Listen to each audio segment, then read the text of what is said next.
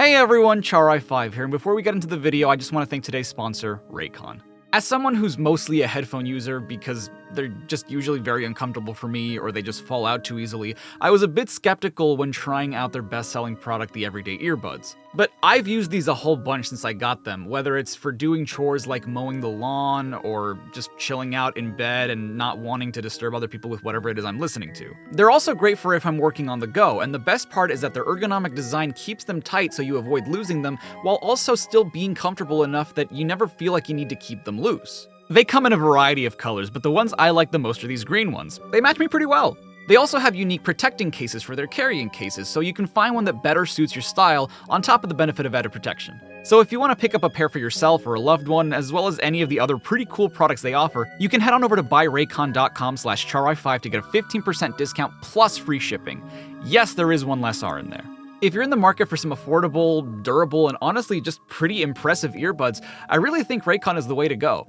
As always, supporting the sponsors helps support me as a creator, so thank you so much for Raycon for helping with this video. Alright, on with the show.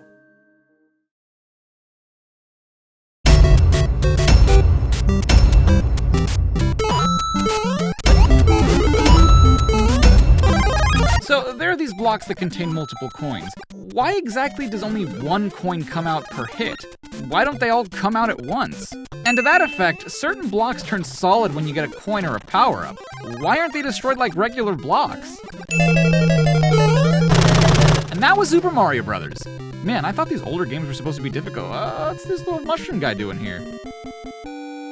What? But I beat Bowser, didn't I? You know, I get that this portly little man can shoot fireballs out of his hands after touching a flower, but he doesn't need a power-up to just not need to breathe underwater? If you ask me, that's kind of more impressive.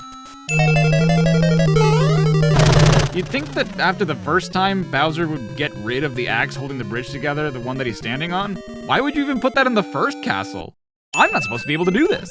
I'm sorry, I have how many lives? Wait, the denizens of the Mushroom Kingdom are mushroom people, right? So then, what are these?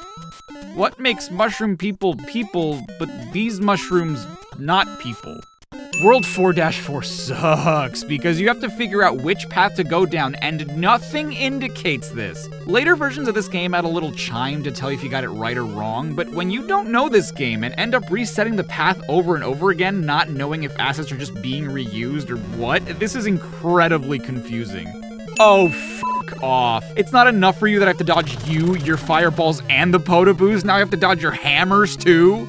World 7-4 sucks because you have to figure out which path to go down and oh damn it, this again? I cannot stress just how much World 8 hurts to play. World 8-1 is fine, not too hard, but Worlds 8-2 and onward throw so many things at you. And do not get me started on World 8-3. I spent 45 minutes here, and it was all because of the fucking Hammer Brothers. I get it, skill issue, but these bastards are so erratic. Every time I thought it was safe to jump, they jump with me. When I think it's safe to run under, I get hit by a hammer on the way or they land on me, and there are 8 of them in this level. That's the most any level has in this game.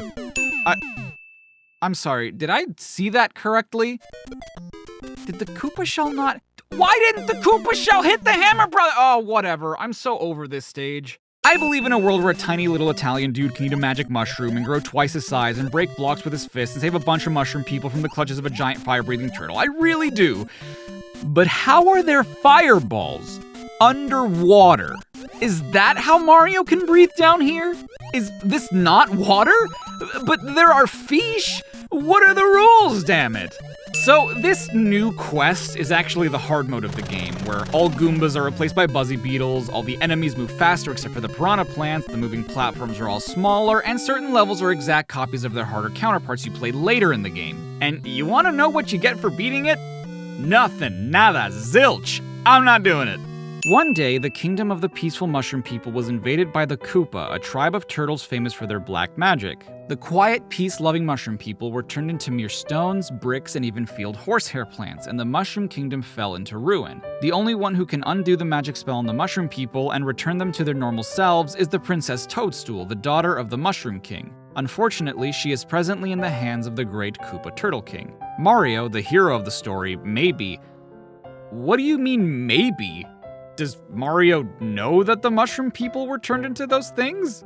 Who else would the hero be? And also, does that mean that all the bricks and stones are mushroom people?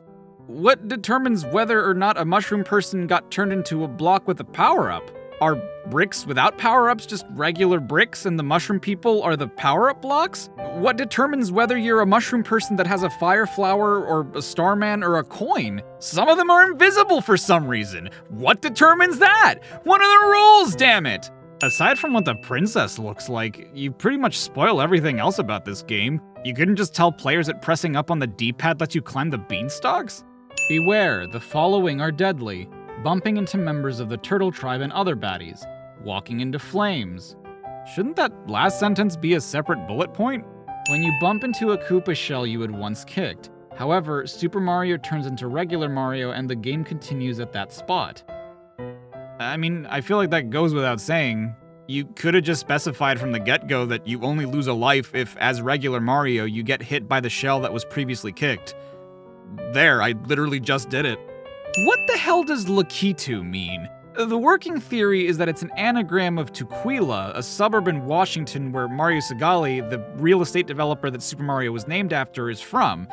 That's never been confirmed, but if it's not that, I have no idea where this name came from. That is not how you spell piranha in Piranha Plants. Mushroom retainers. 7 mushrooms who originally served in the court of Princess Toadstool, but are now under the spell of the evil Koopa King. I don't know why the manual makes this a plot point, considering that the mushroom retainers we save are just being held prisoner and don't seem to be under any kind of spell at any point in time. Like, why add that detail if we never get to see that? Kick one of the Koopa shells and then run right behind it, use the B button, and your path will be cleared for you as your enemies are sent flying. Just look out for ricochets. If the Koopa shell runs into a pipe, your attack will backfire and you'd better move fast to keep from getting swept off yourself. I get that they maybe didn't want to confuse the kids who would be playing this game and reading the manual, especially given the rudimentary sprite art this game uses, but we all know that's a shell, right? And we all know that that's a pipe, right? You can call them by their names, I'm sure people would have gotten it. Because the screen moves from left to right, there are enemies off the edge of the screen that can't be seen. You can't kill enemies you can't see by sending a Koopa shell off the screen after them. Why not? Maybe they jump over the enemy when Mario isn't looking. What are they, like, embarrassed? If Mario's looking at them? I feel like it would be more embarrassing to get hit by the shell when Mario's looking at you. I get it, this is their way of explaining how off-screen enemies don't get hit by the Koopa shells without having to explain that they haven't spawned in yet, but they could have come up with a better explanation than that. Use the old domino effect, ask your parents, to wipe out a bunch of bad guys one after the other to get high points. That's not what a domino effect is. I get it, you use one enemy to stomp on the other, but you don't use a domino to knock your hand into the next domino. If it was a true domino effect, stomping on one enemy would knock them into the next enemy and so forth. Even using a Koopa shell wouldn't be a good example. You don't use a single domino to knock down the rest and call that a domino effect. Each coin you grab is worth 200 points. If you collect 100 coins, besides the points for the coins, you also get an extra Mario. Without a doubt, a lot of coins are tucked away somewhere. Why do you suppose this is under chain reaction techniques? I mean, did the person writing this know what things meant? Accumulating coins over time isn't necessarily a chain reaction. Getting one coin doesn't necessarily lead me to getting the next coin and so on. You wouldn't call saving money a chain reaction. I love that one of the top secret hints that the manual tries to give you is a vague allusion to the fact that there are secret one-up mushrooms that you would have absolutely no way of knowing how or where to find. You know what would have been a way better secret to hide in the manual? Or anywhere else in the game? If you run out of continues, holding the A button as you hit the start button on the title screen lets you continue in the world you last died in, regardless of if you had continues or not. Really wish I knew that one growing up.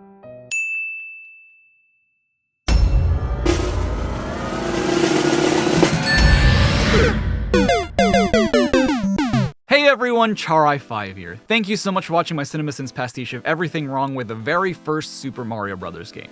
Now, it may not be evident just by the fact that, like, I mostly focus on Sonic on this channel, but growing up, we were a Super Mario Brothers family. Like, I grew up playing a lot of the Super Mario Brothers games. I grew up playing the Luigi's Mansion games, a lot of the party games, the sports games, and more recently, the RPGs. So I have a very deep affection for Mario, probably as much as I do for Sonic. It's just that I've always focused a bit more on Sonic, but I love Mario just as well. And so venturing into some of the Super Mario games that I have not actually played or grew up playing is going to be very, very fun. This one was definitely harder than I expected it to be at the end. Like, I've played the beginning of it so many times, and it just gets harder and harder as you go, and I think that that's just why I never finished it until now, but still a good time and still a good way to see how Mario started and where the origins of a lot of the things in the series are. On screen, you're seeing the name of the wonderful supporters that I have, both on Patreon and as channel members, and if you want to join them, you can head on over to the link in the description to check out the Patreon, or you can hit the join button underneath this video to become a channel member. Either way, any support that you provide, either in the form of a comment or sharing this video with someone you think might like it, it's all the same to me. I really appreciate you even just getting to this point in the video and watching. You should head over to CINEMASINS, the awesome people at PASTICHE. They also host sister channels that cover music, videos, brands, and other topics. And if you would like to check out some of my other videos, please feel free to do so. They are in the end card. As always, thank you so much for watching. I will see you guys next time. You guys stay safe, stay awesome. This is Char5, signing off. I did that in one go, dude. I can't remember the last time I did it. I did an Endslate in one go. Wow. Wow. It was about time. I can't believe I haven't done that in a while. Or ever, really, since I started doing the live action ones.